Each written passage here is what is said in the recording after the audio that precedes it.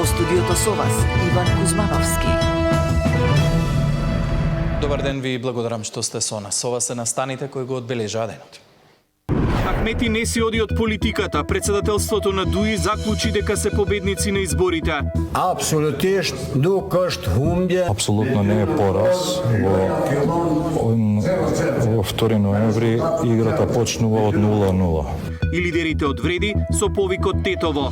Јас сум фокусиран на поддршката која треба да ја добием од моите граѓани во Тетово. Полните контењери главна грижа за граѓаните. Лупци света една вечер. Веруваш ли не? Никогаш не било вака. Ова е невидена работа. Епидемиолошката состојба е стабилна, тврди Институтот за јавно здравје. Повик до општините за итно собирање на отпадот, дезинфекција и дератизација. Разрешениот директор на неврологија ќе добие лиценца ако помине 3-месечна обука со ментор. За да го потврди стручното знаење, ќе мора да полага и стручен испит. Европската унија не постигна консензус за користење на замрзнатите руски средства за поддршка на Украина.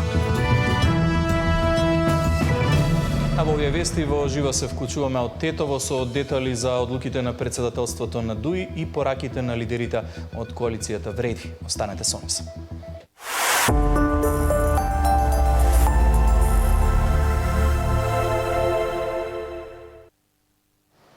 Демократската унија за интеграција попладнево го свика председателството на партијата во седиштето во Мала Речица. Поречи си една недела молк, деталите во јавноста ги пренесе лидерот на партијата Али Ахмети. Во Тетово е колешката Тамара Дичевска, имаме во живо во овие вести. Тамара, имаше разни информации денеска, па дури и такви дека Али Ахмети ќе се повлече од политиката. Кој е заклучокот на председателството на Демократската унија за интеграција? Али Ахмети ниту се повлекува од политиката, ниту пак од лидерското место во ДУИ. Тој денеска, како што кажа и ти, заседаваше со централното председателство на партијата, им се обрати и на нив, но и пред медиумите дека овие изборни резултати не се воопшто пораз за неговата партија. Посочи да се оди да се видат резултатите во ДИК, кој има освоено повеќе гласови на овие избори, дали ДУИ или Вреди, па потоа да се коментира, бидејќи според него имаат освоено и многу советнички листи, како и неколку општини, а во вториот круг се почнува, како што кажа, од нула, ќе почнат од нула и дека воопшто не се чувствува поразот, не го чувствува како пораз на неговата партија и доколку некој смета дека овие резултати се пораз на неговата партија по 25 години на политичката сцена, како Али Ахмети, како што кажав, ги посочи да ги видат изборните резултати во државната изборна комисија. Повеќе за деталите од Ахмети на денешното председателство слушаме во продолжение од Ахмети. Дали слушате кој победил? Зошто да се повлечем од политиката? Дали ги сакате резултатите? Одете во ДИК и ќе ги верифицирате. Ако можете да видите за 25 години дали имало еден пораз на Али Ахмети. Absolutisht nuk është humbje. Апсолутно не е пораз. Во 2 ноември играта почнува од 0-0.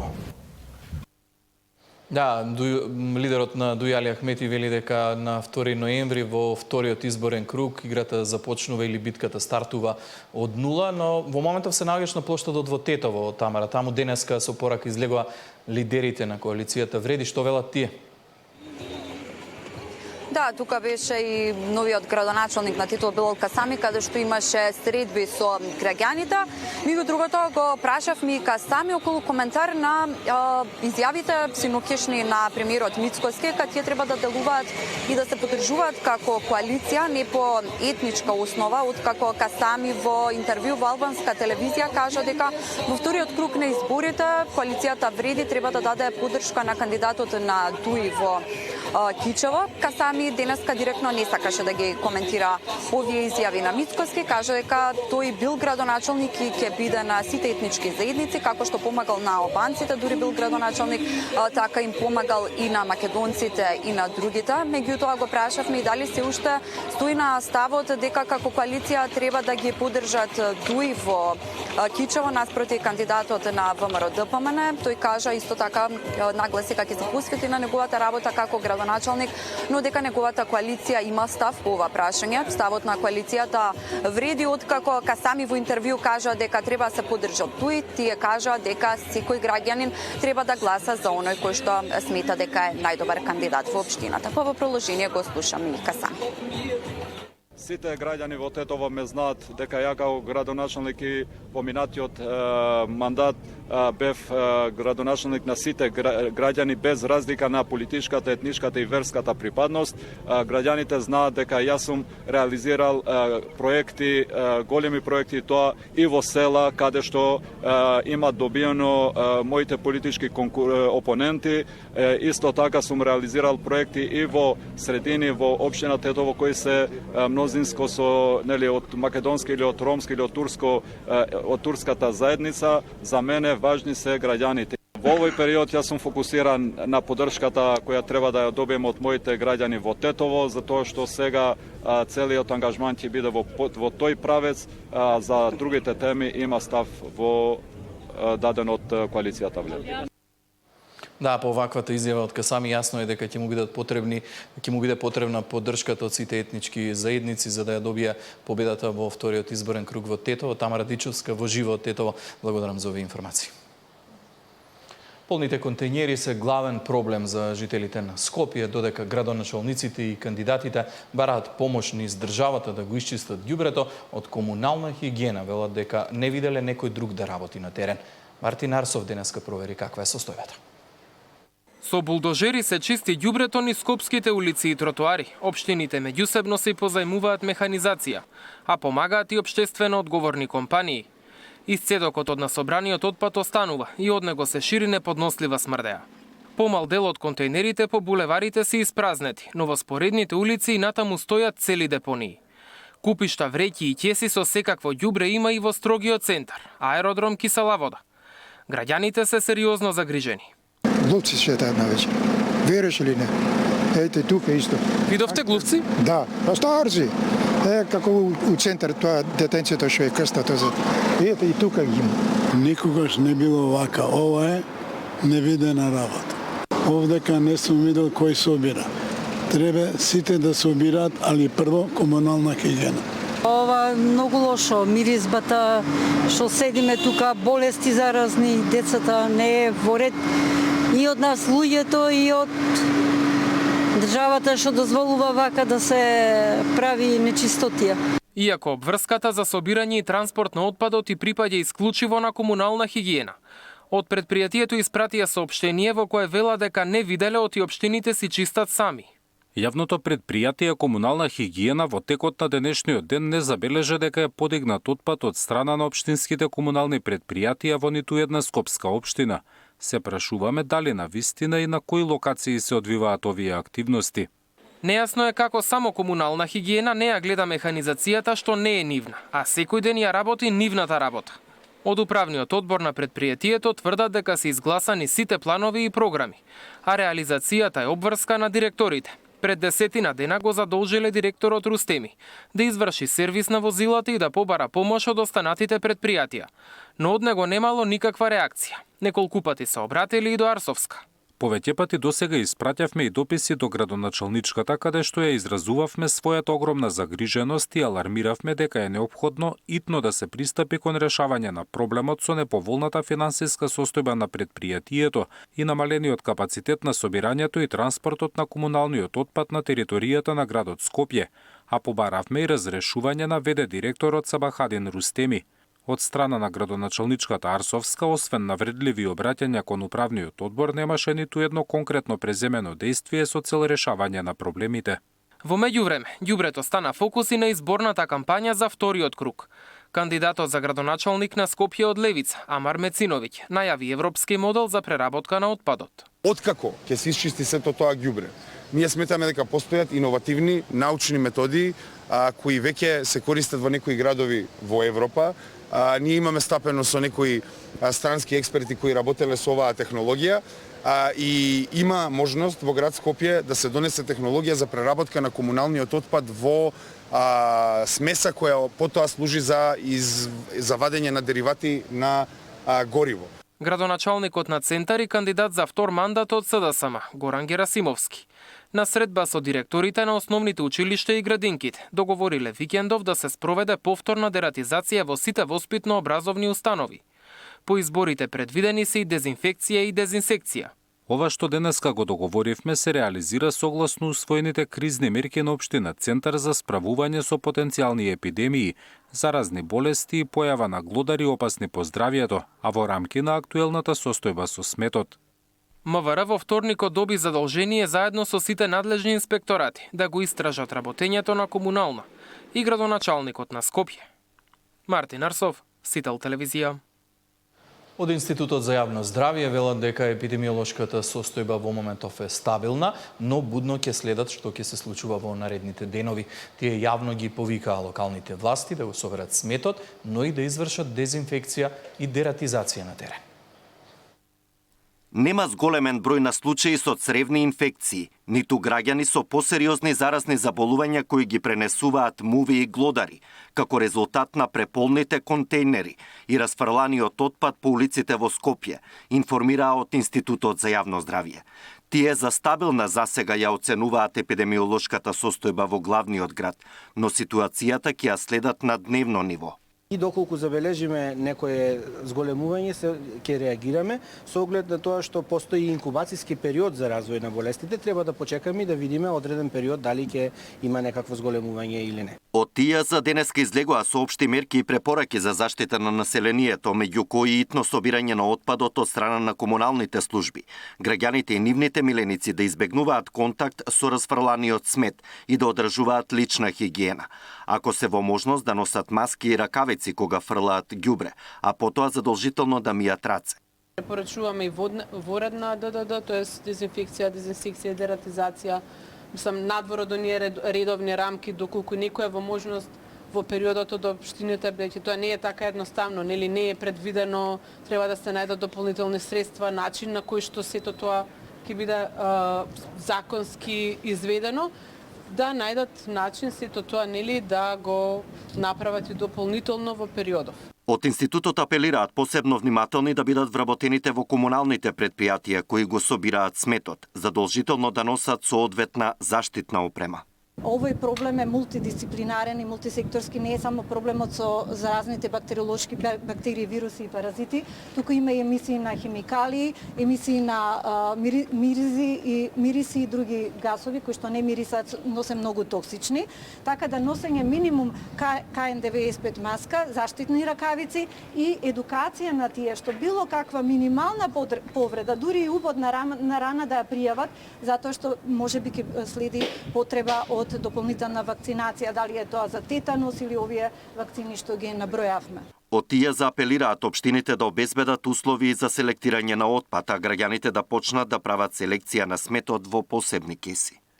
Александар Динев, Сител телевизија. Во меѓувреме продолжува изборната кампања, кандидатите за градоначалници и денеска ги продолжија теренските активности. Веднаш постапувањето на функцијата градоначалник ќе пристапам кон ревитализација на ово прекрасно урбано место кое за жал го изгуби својот сјај во текот на годините. Ќе пристапам кон ревитализација на спортско-рекреативните терени и во соработка со Министерството ќе го вратиме стариот сјај на нашето прекрасно Крушино. Месечни ваучери за користење на вештачка интелигенција. Особено внимание посветуваме на младите кои не се вклучени во образование, вработување или обука. За нив креиравме програма за активно вклучување преку обуки, интерактивни работилници и волонтерски ангажмани. Дополнително за 50% ги зголемуваме стипендиите за талентирани ученици. И противпожарните системи, а истовремено ќе ги намалиме трошоците во домашниот буџет. Безбедноста на секој човек, секој семејство и секој дом во Центар е наш приоритет. Со вакви мерки покажуваме дека општината е вистински партнер на граѓаните. Во НЦБЛИЧ ќе се заложам за ревизија на деталниот урбанистички план, кој во сегашната форма не е во согласно со хуманото живење, со бришење на високоградиците кои нарушуваат равнотежата и инфраструктурниот капацитет на населбата. Ќе спроведеме целосна реконструкција на објектот Пчелка 1, градинка Буамара, како и хортикултурно уредување на неискористените простори.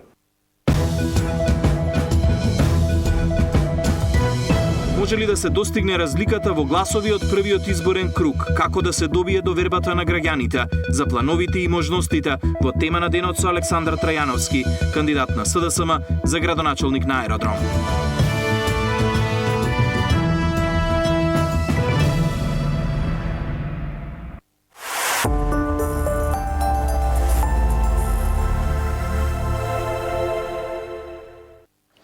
Фатон Љури, кој во јули годинава со мотор го прегази Југослав Николовски на пешачка патека зад владата, не се појави на денешното судење. Утринава од затворот во Шутео Ризари судиката била известена дека Љури има стомачен вирус и му е дадена инфузија. Судиката Снежана Марковска појасни дека затворскиот лекар ја информирал дека ако има влошување на здравствената состојба, ќе бара Љури да биде префрлен и на лекување во клиничкиот центар Мајка Тереза во Скопје. Тој на претходното рочиште призна вина, односно дека возејќи по пешачката патека удрил во 67-годишниот Југослав, ама негираше дека побегнал од местото на несреќата. Денеска одбраната требаше да ги презентира доказите од казнената евиденција за Љури, како и психијатриското вештачење со кој ќе се бара ублажување на казната. Судењето ќе продолжи на 11 идниот месец, кога се очекува и пресуда за Љури, кој е обвинет за тешки дела против безбедноста на луѓето во сообраќајот. Разрешениот директор на клиниката за неврологија ќе добие лиценца ако помине 3-месечна обука со ментор. За да го потврди стручното знаење, тој ќе мора да полага и стручен испит. Дополнително, дисциплинска комисија на клиниката ќе го проверува работењето на неврологот Кузмановски. Деталите за овој случај ги пренесува колешката Сања Димитровска. Разрешениот директор на неврологија ќе добие лиценца за работа откако ќе помине обука под водство на ментор и потоа полага испит за својата стручност. По снимката каде доктор Игор Кузмановски меша бела прашкаста материја и зборува за квалитетна дрога. Освен моралната осуда, лекарската комора и со дополнителни мерки за неврологот. Како резултат на констатираните наводи и за да се гарантира заштитата на пациентите и интегритетот на лекарската професија, комората покрај законски утврдените услови донесе одлука за преземање на дополнителни мерки. Имено беше одлучено дека доктор Кузмановски, за да може неговото барање да биде одобрено, мора да помине 3-месечна специјализирана обука под директно водство на ментор. По завршувањето на обуката, докторот ќе подлежи на испит за детална проверка на стручните знаења и способности, пишува во соопштението на лекарската комора. Паралелно со ова, во комората тече и соопфатна процедура поврзана со неговото етичко однесување како доктор. Инаку за работењето на Кузмановски има и комисии формирани од неврологија, а дополнително ќе формираат и дисциплинска комисија. Минатата недела доби и парична казна од Државниот санитарен и здравствен инспекторат, бидејќи со месеци прегледувал пациенти без важечка лиценца. Во текот на денешниот ден до нашата установа пристигна и решението од обавениот вонреден инспекцијски надзор од Државниот санитарен и здравствен инспекторат, од каде е посочено дека во врска со овој случај клиниката за неврологија е заложена предметот на здравствениот работник во врска со личната и професионалната одговорност да биде преиспитани од страна на дисциплинска комисија. Истата дополнително ќе биде формирана согласно одредбите на Законот за здравствена заштита. Пред 2 недели снимките со доктор Кузмановски предизвикаа бурни реакции во јавноста, а неврологот веднаш беше разрешен од директорската позиција. Тој ја призна грешката, се извини за постапката со образложение дека била во моменти на слабост. Сања Димитровска, Сител телевизија. Бизнисот очекува новата такса за декарбонизација која ќе ја плаќаат компаниите кои извезуваат во Европската унија да биде сериозен удар врз металската индустрија. Деталите ги има Наташа Мерсовска. Новата такса за декарбонизација која ќе ја плаќаат компаниите кои извезуваат во Унијата ќе биде сериозен удар врз металската индустрија. Иако се уште не се знае колку ќе изнесува, од овој сектор веќе прават пресметки за колку ќе им поскапат производите и како да ги задржат клиентите. Давачката која наметна Европа, загадувачот плаќа, за почеток ќе опфати 5 сектори од земјава, кои од 1 јануари ќе плаќаат повеќе ако користат струја произведена од јаглен, нафта или газ. Целта е да се намали глобалното загадување и електрична енергија да се користи само од обновливи извори. Во секој случај цената ќе биде оптеретена и компаниите, бидејќи за ова се зборува неколку години, треба и се спремаме на некој начин да се соочиме со тоа. Тука што доаѓа до израз? Тука доаѓа до израз односот, партнерскиот однос со клиентот. Ако ти си имал претходно некаква додадена вредност да му понудиш и си развивал со години некаква партнерска релација, сметам дека не може да биде пресудно тоа што во секој случај цената ќе трпи, меѓутоа и секаде цената ќе трпи. Тоа ќе си биде домино ефект. Компаниите се пред сериозен предизвик. Зелената транзиција значи и повисоки трошоци. Затоа треба да се искористат придобивките од циркуларната економија, каде од отпадот, например, се произведува електрична енергија. Како целокупниот отпад кој што го креираме во нашето деловно и нашето индивидуално живење може да стане ресурс во креирање на следен производ. Сметам дека имаме доволно ресурси кои што го креираме во својот производствен процес и со паметно планирање на каков тип на ресурс треба да креираме во нашиот производ, можеме да овозможиме токму циркуларноста, зелената економија и одржливост. Како до подржлива енергија и поконкурентна економија, ќе се разговара на предстојниот саем Енерготехнома, кој ќе се одржи следната недела во Скопје. Наташа Мерсовска, Сител телевизија.